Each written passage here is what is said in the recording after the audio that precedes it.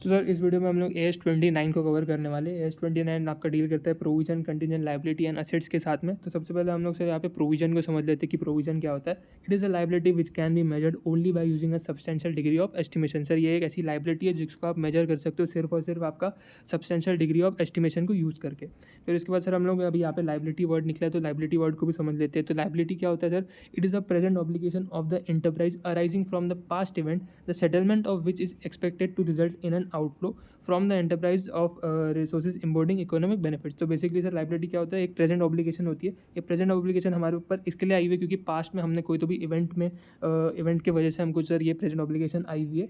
इसका सेटलमेंट जब हमको करना पड़ेगा तो हमारा जो रिसोर्सेज है जिसके अंदर सर इकोनॉमिक बेनिफिट्स हमारे अटैच्ड है वो हमको जो है आउटफ्लो करना पड़ेगा। यानी हमारे एंटरप्राइज से जो हमारा इकोनॉमिक बेनिफिट्स वाले रिसोर्सेज है उनका जो है आउटफ्लो हो जाएगा सर इस लायबिलिटी को सेटल करने में। तो ये होगा लायबिलिटी। उसके बाद सर आपका रिकॉग्नाइजेशन क्या क्राइटेरिया रहेगा कि आप रिकॉग्नाइज कैसे करोगे आपके प्रोविजन को? तो it should be recognised when an enterprise has a present obligation as a result of a past event. आपका जब प्रेजेंट ऑब्लिगेशन आपके ऊपर है क्योंकि आपके एक पास्ट इवेंट की वजह से ये अराइज हुआ था। It is probable that an outflow of resources embodying economic benefits will be required to settle the obligation. आपका सर आउटफ्लो होना चाहिए रिसोर्सेज का जिनके साथ इकोनॉमिक बेनिफिट अटैच्ड है, जो कि इकोनॉमिक बेनिफिट कैरी करते हैं। सर ये प्रोबेबिलिटी है कि आपका सर आउटफ्लो होएगा। Reliable estimate can be made of the amount of the obligation. आपका सर जो रिलायबल एस्टिमेट भी आप कर सकते हो जो भी अमाउंट ऑफ ऑब्लिगेशन है, तो आप सर जो है आपके प्रोविजन को रिकॉग्नाइज कर सकते हो। बेसिकली अगर इन शॉर्ट अगर हमने बोल दिया तो आपका जब चांसेस ऑफ आउटफ्लो की जो प्रोबेबिलिटी है वो ज़्यादा है चांसेस ऑफ नो आउटफ्लो से। अगर ऐसा सिचुएशन बनता है कि अगर आपका चांसेस ऑफ आउटफ्लो ज़्यादा है नो आउटफ्लो के प्रोबेबिलिटी से, तो आप आपका प्रोविजन को जो है रिकॉग्नाइज कर सकते हो। If this condition not met no provision to be recognise. अगर आपका एक कंडीशन मेट नहीं होता तो आप प्रोविजन रिकॉग्नाइज नहीं कर सकते हो सर। उसके बाद सर आपका प्रेजेंट ऑब्लिगेशन क्या होता है? तो present obligation is an obligation based on the evidences available it's existent at the balance sheet date is consider probable. Sir आपका बैलेंस शीट डेट पे उसका एग्जिस्टेंट बहुत ज़्यादा प्रोबेबल है कि वो एग्जिस्ट करेगा और आपके पास उसके लिए एविडेंस भी है, तो वो आपका जो है प्रेजेंट ऑब्लिगेशन बन जाता है। उसके बाद हम लोग जो है आगे बढ़ते हैं सर। आगे हम लोग देखते हैं the use of estimate is an essential part of the preparation of financial statement and does not undermine their reliability. Sir आपका एस्टिमेशन का खेल है, आपको एस्टिमेशन से जो है बताना पड़ता है कि आपका प्रोविजन कितना रहेगा, और इसकी वजह से ऐसा कुछ भी नहीं है कि आपका फाइनेंशियल स्टेटमेंट का कोई भी रिलायबिलिटी जो है अंडरमाइन हो रहा है आपके एस्टिमेशन की वजह से।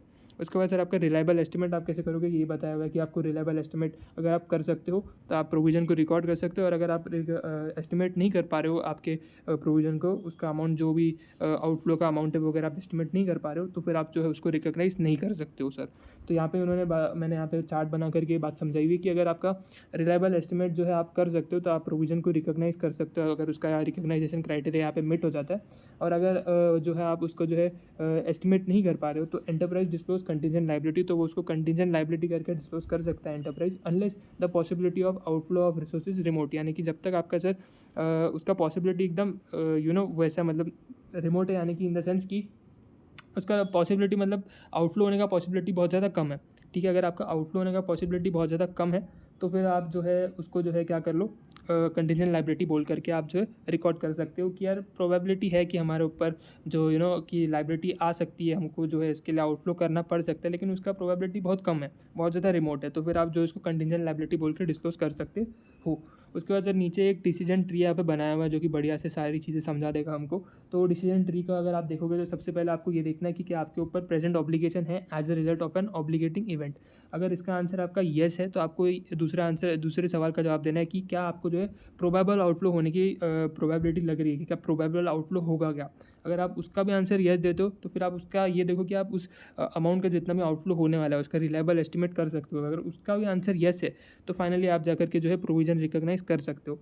लेकिन सर मान लो आप बोल दो कि आपके पास प्रेजेंट ऑब्लिगेशन ही नहीं है, तो आप ये देखो कि आप पॉसिबिलिटी है क्या ऑब्लिगेशन होने की, और अगर आप बोलते हो येस पॉसिबिलिटी है ऑब्लिगेशन होने की, तो आप ये देखो कि क्या वो ऑब्लिगेशन पॉसिबिलिटी जो है वो क्या रिमोट है, क्या रिमोट है यानी कि क्या उसके कितने % चांसेस है। अगर उसके ज़्यादा चांसेस है तो आपका सर वो जो है रिमोट नहीं होगा, और अगर उसके कम चांसेस है तो वो रिमोट होगा। तो आप कहते हो कि यार अगर उसका पॉसिबिलिटी जो है क्या है सर, बहुत ज़्यादा कम है यानी कि रिमोट है, तो फिर आपको जो है कुछ भी उसको करने की ज़रूरत नहीं है, आप कुछ भी मत करो, उसको एज इट इज़ छोड़ दो, क्योंकि यार एक तो पॉसिबल ऑब्लिगेशन अभी भी प्रेजेंट ऑब्लिगेशन है भी नहीं, और तुमको लग रहा है चांसेस भी होने के बहुत ज़्यादा कम है, तो कुछ मत करो। थोड़ा सा उसका अगर लग रहा है कि पॉसिबिलिटी से प्रेजेंट ऑब्लिगेशन के अंदर कन्वर्ट हो सकती है तो तब तक का वेट करो, तब तक तुमको कुछ भी करने की ज़रूरत नहीं है। और अगर तुम कहते हो कि यार उसका जो पॉसिबिलिटी उसका जो प्रोबेबल आउटफ्लो का जो प्रोबेबल आउटफ्लो है वो सर रिमोट नहीं है, तो आप जो उसको यानी कि आपको लग रहा है कि यार बहुत ज़्यादा चांसेस है कि यार ऑब्लिगेशन हमारी जो पॉसिबल ऑब्लिगेशन है वो प्रेजेंट ऑब्लिगेशन बन सकती है, तो फिर आप जो है उसको जो है क्या कर लो, कंटीजेंट लायबिलिटी बोल करके डिस्क्लोज करो, क्योंकि अभी तक वो प्रेजेंट ऑब्लिगेशन बनी नहीं है।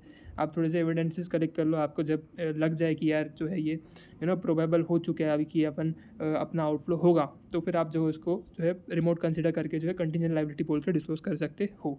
उसके बाद फिर हम लोग नीचे आ जाते, what in case of warranties, warranty के केस में क्या होगा। तो provision is recognised for the best estimate of the cost of making good under the warranty product sold before the balance sheet date. Balance sheet date के पहले sir आप जो है एक रिलायबल एस्टिमेट करते हो कि कितने का आपका जो गुड्स का आपका कॉस्ट लगेगा और उतने का आप जो है वारंटी जो है बना सकते हो। ये आपको बैलेंस शीट डेट के पहले से जो है वारंटी का जो है अमाउंट जो है आपको जो है एस्टिमेट करना पड़ेगा और उसका प्रोविजन भी बना सकते हो।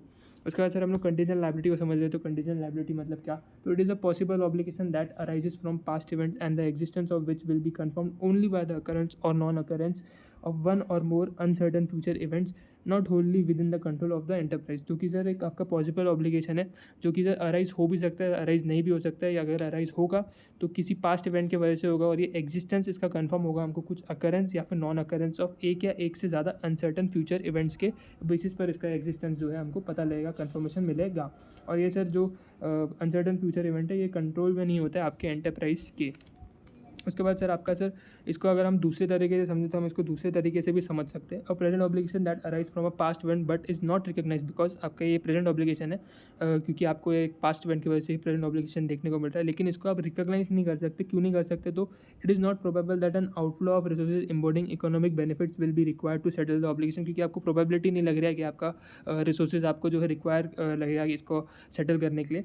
And reliable estimate of the amount of the obligation can not be made. या फिर सर आपका जो रिलायबल एस्टिमेट है वो आप नहीं कर पा रहे हो, इसके लिए आप उसको जो है प्रोविजन बोल करके रिकॉर्ड नहीं कर पा रहे हो, आप सिर्फ उसको जो है कंटीजेंट लायबिलिटी बोल करके डिस्क्लोज कर रहे हो। Contingent liability should not be recognise but disclosure should be given. Same आपका जो है करंट आपका जो कंटीजेंट एसेट है उसके लिए भी जो है एप्लीकेबल होता है, जैसे कंटीजेंट लायबिलिटी के बारे में हम लोगों ने देखा, सेम आपका कंटीजेंट एसेट के ऊपर भी जो है एप्लीकेबल होता है। उसके बाद सर आपको कुछ मेजरमेंट के, अगर आपको प्रोविजन को मेजर करना है तो आपको कुछ चीज़ें जो है वो ध्यान में रखनी है। जैसे कि आपको सर बेस्ट एस्टिमेट लगाना है, should not be disclose to its present value. आपको प्रेजेंट वैल्यू पे उसको जो है डिस्काउंट नहीं करना है, सॉरी डिस्क्लोज बोल दिया मैंने, उसको जो है आपको प्रेजेंट वैल्यू पे जो है डिस्काउंट नहीं करना है। उसके बाद should be measured before tax, आपको बिफोर टैक्स उसको मेजर करना है। जो भी रिस्क एंड अनसर्टेनिटीज है उसको आपको जो है कंसिडर करना पड़ेगा। Gains from disposable link to the event giving rise, basically अगर आपका जो स्क्रैप वैल्यू वगैरह है, कोई भी गेन वगैरह आपको होता है तो उसको आपको इग्नोर करना है। If specified by AS then consider, आपको जो है फिफ्थ पॉइंट जो है जो स्क्रैप वैल्यू वाला पॉइंट हमने देखा, अगर एएस आपको बोलता है कि यार अगर आपको कोई भी गेन होता है तो आप उसको भी कंसिडर कर सकते हो, तो फिर सर आप उसको कंसिडर कर लो, नहीं तो अदरवाइज आप जो इसको कंसिडर मत करना। इस provision should be reviewed at each balance sheet date, आपको हर बैलेंस शीट डेट पे आपका जो प्रोविजन है उसको रिव्यू करना है। अगर कोई भी आपको लग रहा है उसके अंदर एडजस्टमेंट करने की ज़रूरत है तो आप जो है एडजस्टमेंट भी कर लो। If no longer probable the provision should be reverse, अगर आपको लग रहा है कि यार आपका आउटफ्लो प्रोबेबल नहीं है, अभी आपको लग रहा है कि प्रोबेबिलिटी बहुत ज़्यादा कम हो गई, हमारा आउटफ्लो नहीं होगा, तो आप जो है प्रोविजन को रिवर्स भी कर सकते हो। आप उसको जो है आपने जब प्रोविजन क्रिएट किया तो आपने उसको डेबिट किया था, अब आप उसको क्रेडिट कर दो तो वो रिवर्स हो जाएगा। Should be use for expenses for which it was made, आपको सिर्फ उसी एक्सपेंसेस के लिए यूज़ करना है जिसके लिए आपने उसको बनाया था। तो डिस्क्लोजर रिक्वायरमेंट भी हम लोग एंड में देख लेते हैं कि इसका डिस्क्लोजर रिक्वायरमेंट क्या रहेगा। तो आपका जो ओपनिंग प्रोविजन रहेगा, ओपनिंग प्रोविजन के अंदर जो भी आपने during the year provision create किया रहेगा वो आप ऐड कर लेना, और जो भी प्रोविजन आपने ड्यूरिंग द ईयर रिवर्स किया रहेगा वो आप उसमें से लेस कर देना, आपको आपका क्लोजिंग प्रोविजन मिल जाएगा। और आपको ये क्लोजिंग प्रोविजन को जो है आपके फाइनेंशियल स्टेटमेंट्स में जो है डिस्क्लोज करना पड़ेगा। तो इसके बाद सर हम लोगों ने जो है AS 29 का पूरा जो रिवीजन है वो विदिन 10 मिनट्स के अंदर कवर कर लिया है। अगर आपको ये वीडियो पसंद आ रहेगा तो ज़रूर से इस वीडियो को लाइक करना, और अगर आप चैनल पर पहली बार आए हो तो सब्सक्राइब करना बिल्कुल मत भूलना। और मैं आपको मिलता हूँ अगले वीडियो में। Till then all the very best.